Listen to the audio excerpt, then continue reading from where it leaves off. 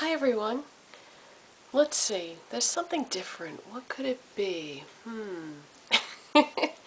I decided that I wanted a background. There's not that many people on YouTube that do that, but there are a few, and I always thought it was kind of cool. So I went to the store last night and looked for something that I thought I would like. And there's Thomas. He has to be in the video as always. See, before he used to always be running around in the background, and now the only way he can get in the video, because I'm right up against the wall here, is to get right in front of the camera. So, Thomas, you can't sit there. Okay, anyways, this video is not about my background, and it's not about Thomas as much as he would like it to be. This video is about MAC Pigments. And this is so far the only MAC pigment that I have. I just got this the other day at the CCO. And they are no longer this size. Now they are taller and thinner, but they have less product in them total. And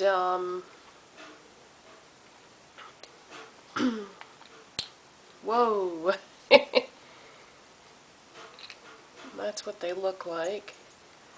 What they are is basically a loose pigmented shadow, and they're much more though than eyeshadow. But let's start with eyeshadow as far as the conversation goes.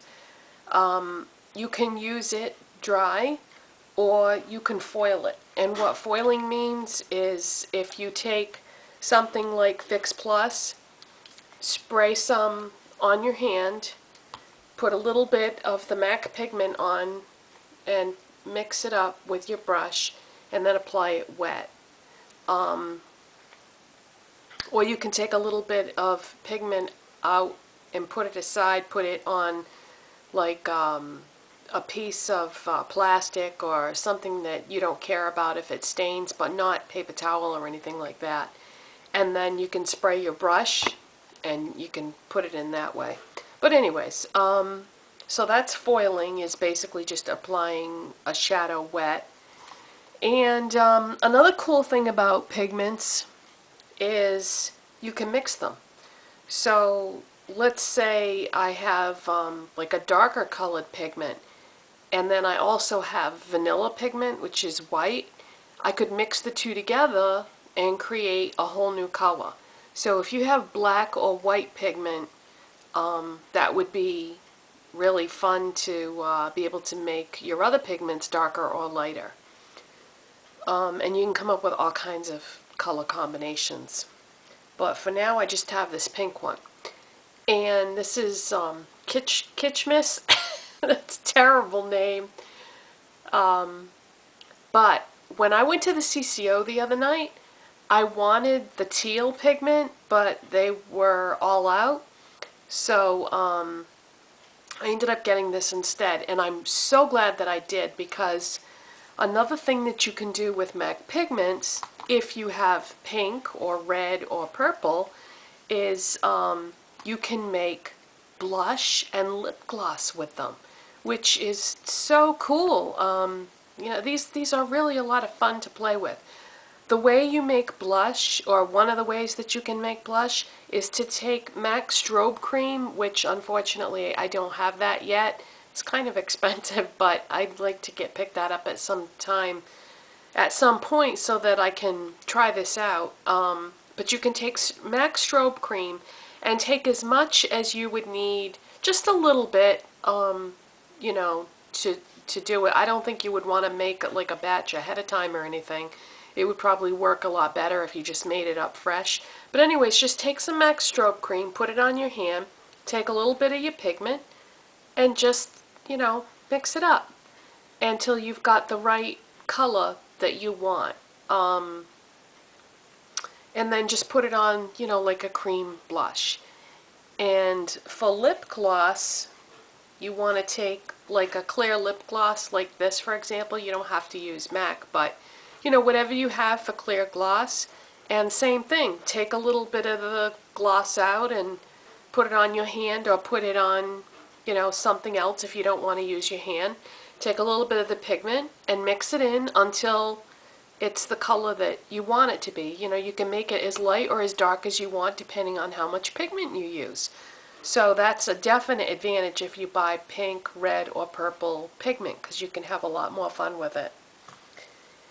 And last but certainly not least, another thing you can do with pigments is you can make nail polish.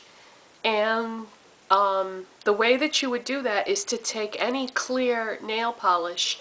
Like, for example, I have this bottle of Sally Hansen clear polish, and this would be the perfect thing to use because it's pretty old, so it's getting like discolored, and when polish gets older, a lot of times it gets thicker. This one doesn't seem to be, but what you can do is if you've got a very tiny funnel, or if you want to buy one at like a craft store, or there's, you know, the craft section of a place like Walmart or Kmart or something like that, you can find these little tiny funnels and, you know, put it in your nail polish bottle, add a little bit of pigment, and then shake it up really good. Or if you can't find one of those funnels, you can always just dump out as much polish as what you need onto something that, you know, you don't care about if it stains a piece of plastic or something. And then you can just take some pigment and add it to that and mix it up with like a toothpick or something like that, and paint your nails. And what's cool about this is you could color coordinate. You could make some cream blush and some nail polish, and then, you know, and lip gloss, so your cheeks and your nails and your lips would all match. And then you could use like an accent color on your eyes just to give it a pop of color. But pigments, you know, really fun if you have a creative streak in you.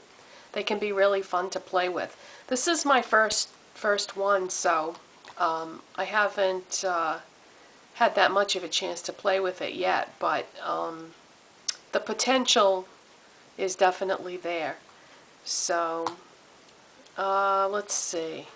I think there was something else I wanted to talk to you guys about today. Now, what was it? Guess I should have wrote it down. No, I think that's it. So that's my little spiel about MAC pigments. And if you have some ways that you use pigments that I didn't mention, then put it in the comment section, because I would love to know if there's another way to use pigments, you know, in addition to what I mentioned. So that's it. Thanks. Bye.